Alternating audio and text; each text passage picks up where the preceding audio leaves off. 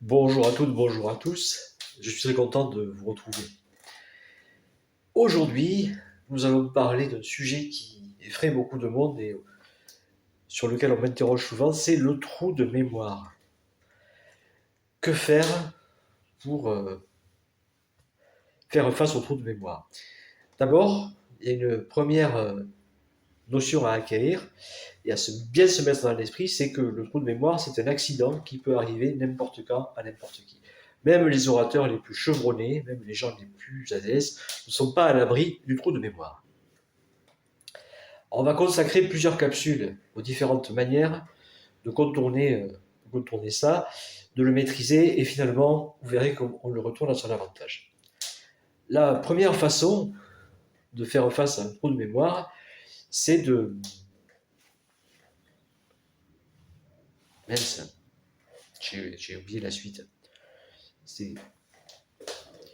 excusez-moi, j'ai oublié de prendre mes comprimés ce matin, ou alors c'est sans doute les premières atteintes de l'âge. Qu'est-ce que je disais? Ah oui, voilà. La première façon de contourner le trou de mémoire, c'est de faire preuve d'autodérision. Comme je viens d'essayer de le faire, c'est de se moquer un peu gentiment de soi-même, sans rien cacher de la situation à son public ou à son interlocuteur. Ça permet de dégager le stress que l'on ressent, voire même la crise de panique qui peut arriver quand on a perdu le fil de son discours.